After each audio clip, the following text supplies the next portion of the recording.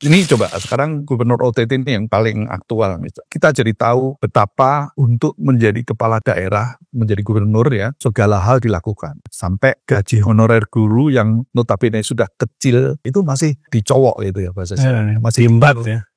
Diembat, diambil oleh dia. Jumlahnya sampai sekian 390 juta atau berapa tadi ya. Itu menggambarkan betapa dengan OTT dalam sekejap itu bisa benar-benar seseorang yang selama ini dipuja-puja oleh pendukungnya itu berubah sama sekali karena langsung bisa ketahuan semua. KPK tanpa OTT itu akan seperti apa Pak Budi?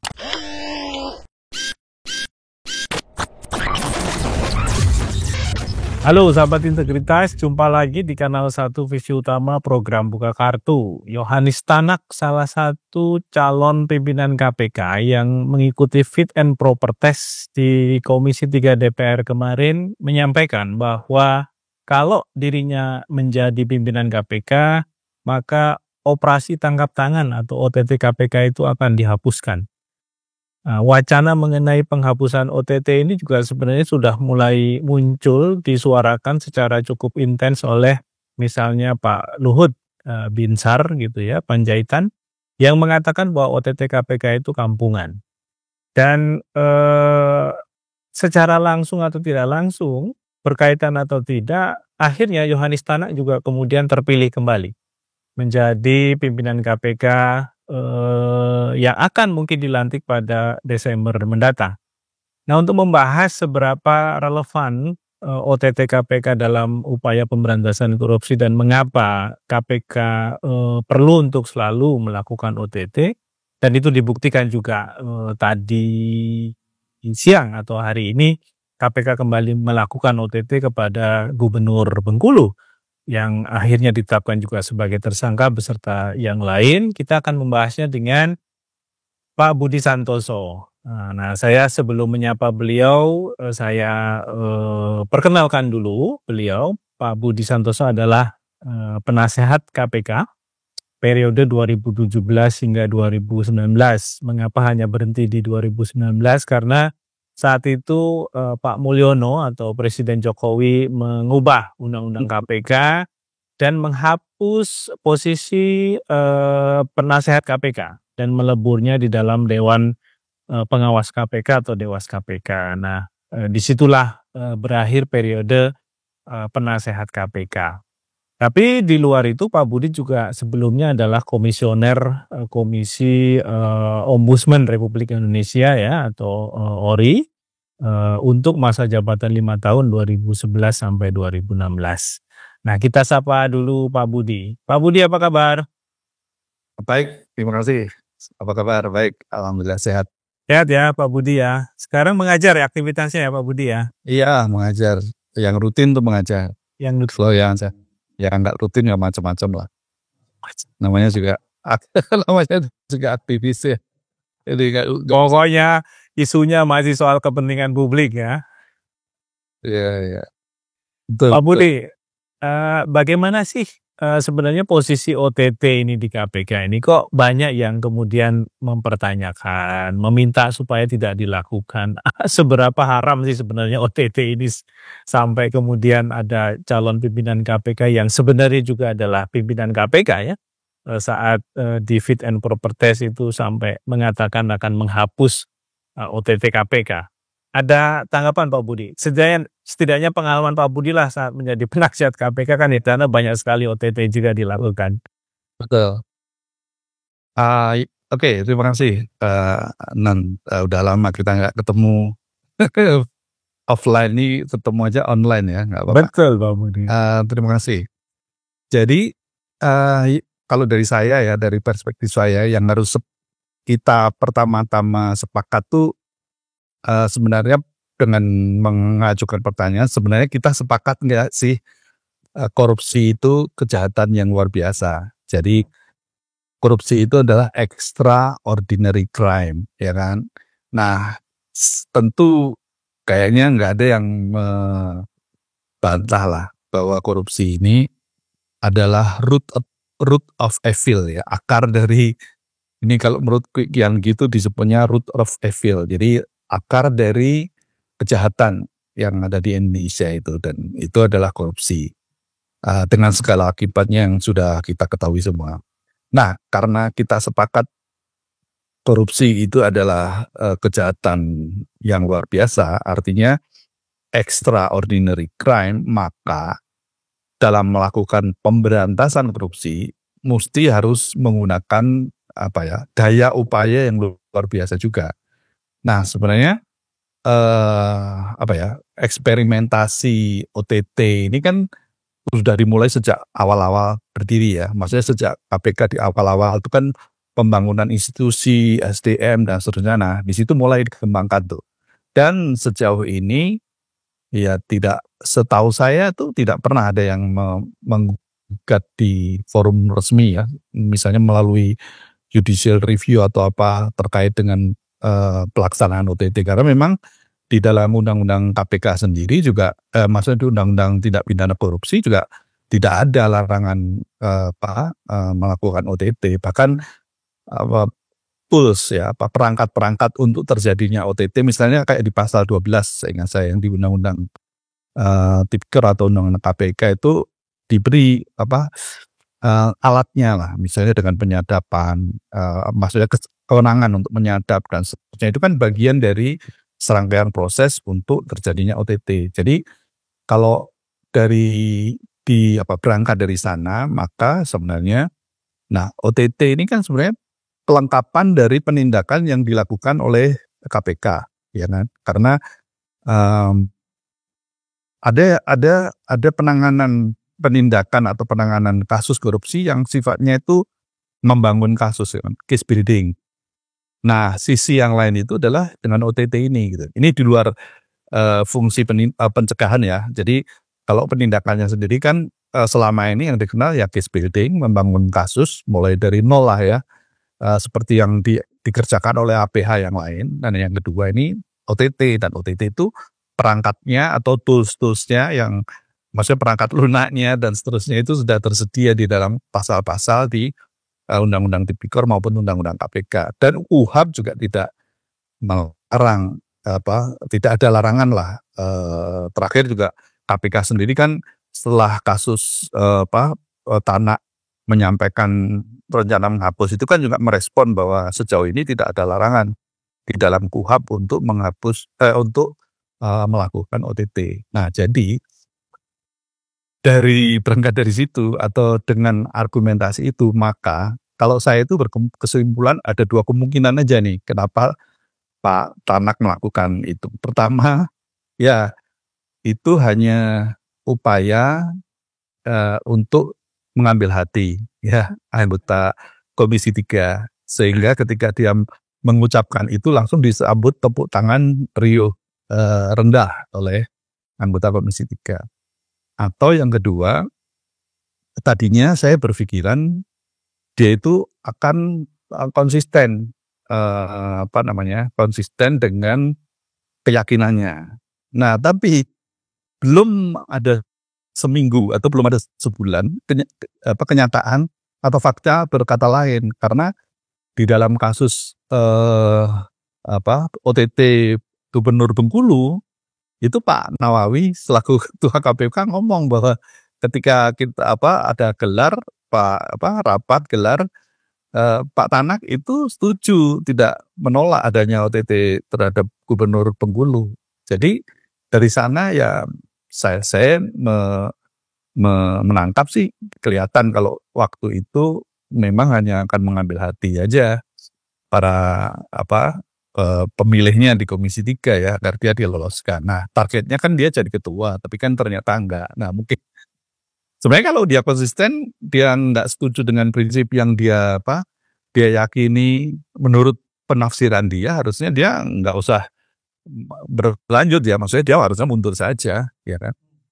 Betul. Karena kalau orang-orang yang ya maksudnya gini, kalau kita mungkin ya kalau kita yakin bahwa OTT itu bagus ya kita tetap ngomong di Komisi 3 bahwa OTT itu bagus untuk dilanjutkan karena bla bla bla dan seterusnya.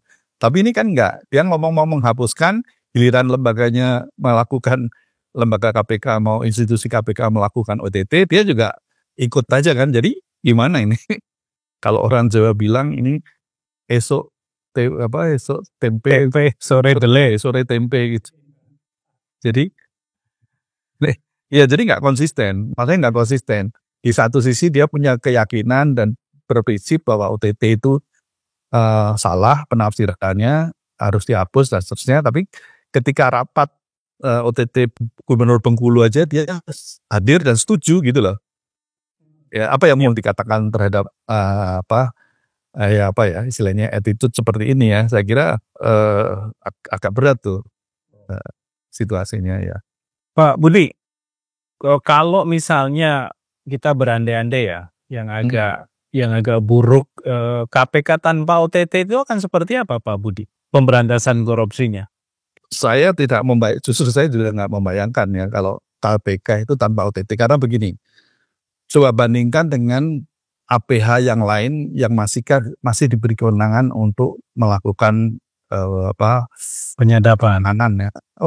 Penyadapan termasuknya, tapi penanganan kasus-kasus korupsi, sebut saja kepolisian dan kejaksaan, ya kan, dengan SDM yang begitu besar, yang jumlahnya beratus kali lipat dari jumlah SDM di KPK, mereka sampai ada bahkan polisi sampai ada di mana, di kecamatan, ya kan, di polsek, sementara kejaksaan sampai di kabupaten kota. KPK hanya ada di Jakarta. Nah, kalau misalnya dia tidak menggunakan cara-cara yang saya katakan di awal sebagai extraordinary seperti halnya OTT, ya, itu akan sangat berat buat KPK ya untuk menjalankan mandat ya, tupoksi dan mandat yang diberikan oleh undang-undang. Saya cenderung lebih setuju, mestinya malah justru KPK harusnya memilah dan memilih atau heavy-nya itu ke penanganan atau penindakan yang big fish aja, itu lebih masuk akal gitu. Jadi untuk korupsi yang skala besar itu harusnya istilahnya digarap dengan tuntas, dibungkus ya dengan tuntas oleh KPK. Jangan yang level sebenarnya kepala dinas, bupati itu bisa pihak yang lain. KPK harusnya jauh lebih strategis yang menyangkut kepentingan nasional misalnya dan seterusnya. Nah itu mungkin lebih bisa diterima ya sebagai lembaga pemberantas korupsi yang sifatnya itu extraordinary seperti KPK gitu. Pak Budi, ini terakhir nih Pak Budi nih. Kenapa sih OTT itu selalu dianggap menakutkan oleh pejabat publik sehingga selalu ada wacana ditiadakan, bahkan disebut kampungan. Apa sih pengalaman Pak Budi di KPK dengan OTT ini? Kok kayaknya pejabat publik takut ya? Iya, kalau pengalaman saya waktu di dalam ya, waktu di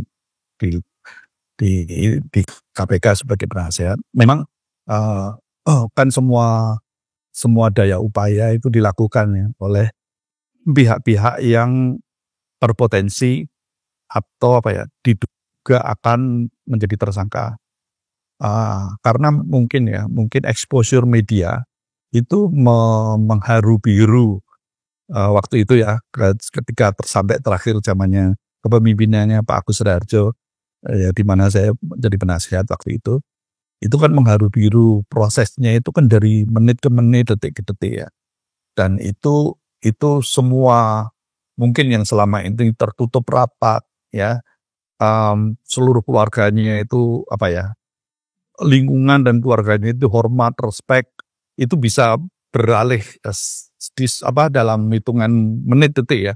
Begitu seseorang tertangkap tangan, seperti misalnya yang terjadi pada OTT Gubernur Bengkulu inilah, ya kan. Bagaimana sampai menit-menit terakhir tuh para pendukungnya itu masih memprotes kan, mendatangi Polres di sana ya, mencegah supaya tidak dibawa ke Jakarta dan seterusnya. Jadi memang semua daya upaya dilakukan untuk tidak istilahnya tidak diproses melalui mekanisme OTT, karena dengan serta merta itu semua hal yang selama ini tertutup itu terbongkar semua. Ini coba sekarang Gubernur OTT ini yang paling aktual misalnya. kita jadi tahu betapa untuk menjadi kepala daerah, menjadi gubernur ya, itu segala hal dilakukan ya, sampai gaji honorer guru yang notabene sudah sekecil-kecilnya gaji dibanding jasa atau kontribusi mereka itu masih dicowok gitu ya bahasa saya. Masih diembat ya. Diembat, diambil oleh dia ya. Jumlahnya sampai sekian 390 juta atau berapa tadi ya. Nah, itu menggambarkan betapa dengan OTT itu dalam sekejap itu bisa benar-benar seseorang yang selama ini disanjung-sanjung, selama ini dipuja-puja oleh pendukungnya itu berubah sama sekali karena langsung bisa ketahuan semua nih.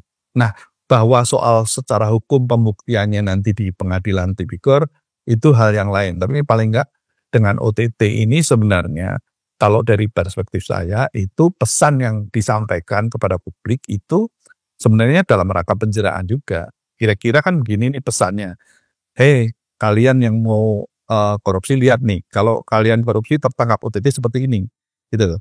Nah, ini terbalik dengan suara para anggota Komisi 3 yang minta supaya yang mau korupsi ditelepon dulu. Ini masa akal. Ini benar-benar nggak masuk di akal sehat saya. Bagaimana mungkin? Ini mensreanya ya. Intentionnya kan sudah ada, sudah terjadi. Terus tiba-tiba ditelepon suruh jangan dulu. Nanti kalau kamu melakukan saya tangkap ya. Jelas saja nggak akan efektif kalau seperti itu. Kan kalau yang ada di benak para anggota dewan yang itu kan maunya dicegah. Tapi dicegahnya itu dengan cara yang bukan pencegahan kalau itu Mas. Ya, pencegahan lala mereka ya Pak Budi ya? Iya, pencegahan lala mereka itu yang mau korupsi ditelepon suruh jangan korupsi karena kalau korupsi nanti saya tangkap. Lah ini udah mensreanya ya, niat jahatnya sudah ada di ketika ditelepon itu. Jadi nggak make sense. Kalau menurut saya solusi itu tuh nggak masuk akal. Bahkan sekelas malaikat aja kan cuma mencatat ya Pak Budi ya. Betul. Makanya ide untuk penghapusan OTT bagi seorang calon ketua KPK ya waktu itu ya, maksudnya calon ketua KPK ini saya setuju tuh. Ini kayak sesat pikir gitu. Ada pengamat yang mengatakan ini sesat pikir karena menafsirkan KUHP ya dia tidak tahu bahwa sebenarnya desain pembentukan institusi atau organisasi seperti KPK ini enggak didesain untuk menjadi pemberantas korupsi yang ordinary aja, yang biasa-biasa aja. Dia harus yang luar biasa. Nah, karena itu cara-cara yang luar biasa lah yang harus ditempuh. Nah, selama ini sebenarnya salah satu itu adalah dengan OTT itu begitu. Ya, apalagi kemudian kan ada desakan juga supaya fokus dari pemberantasan korupsi juga ke kasus-kasus suap menyuap ya, Pak Budi ya. Betul. Dan ini hanya bisa mungkin secara efektif diungkap ya dengan salah satunya ya OTT ya.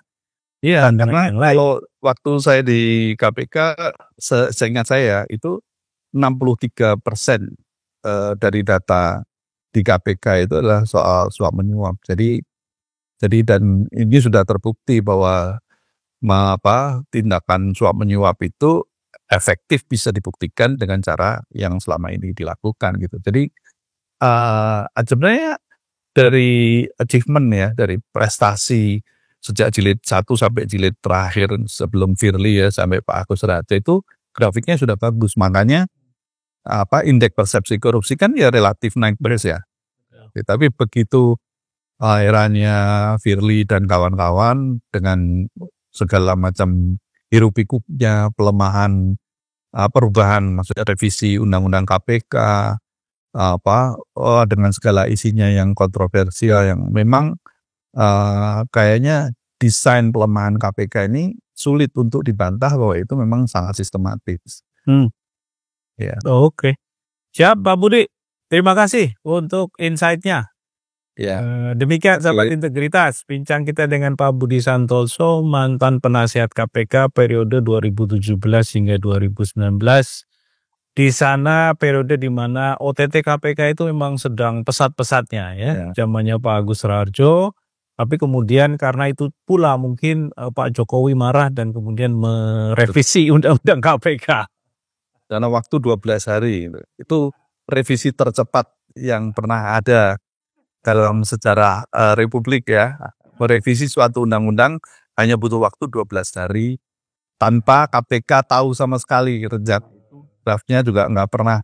Bahkan dari pimpinan KPK sudah mengirim surat ke Kementerian Hukum HAM untuk meminta draftnya pun juga nggak dikasih sampai terakhir. Ya. Kelompok masyarakat sipil juga nggak paham itu. Itu kami di dalam tuh justru mendapatkan draft revisinya dari teman-teman media, dengan teman-teman NGO, dan ya karena nggak jelas sumbernya, maka saya mengamati draftnya itu berbeda-beda, ya redaksinya itu berbeda-beda. Karena memang ya mungkin beda-beda yang menyusun kan, jadi beda-beda. Karena kami minta yang asli tidak pernah dikasih sampai detik terakhir. Wah, itu luar biasa itu. Tidak pernah dilupakan. Ya, nanti kita tulis Pak Budi dalam sebuah buku ya, sejarah itu ya, karena itu harus dibaca juga oleh anak-anak muda generasi ke depan ya. Bagaimana upaya pemberantasan korupsi di Indonesia itu memang punya hambatan serius, punya tantangan besar, dan itulah kenapa Indonesia itu ya seperti tari poco-poco, maju mundur dalam kalau nggak salah kan. Ya kalau nggak salah indeks persepsi korupsi kita sudah turun balik ke sebelum 2014 kalau nggak salah. Betul. Ya kan? Pas awal Pak Jokowi jadi presiden itu 34 skornya. Iya kan sempat naik lumayan tinggi. Kemudian turun sekarang jadi 34 lagi ya.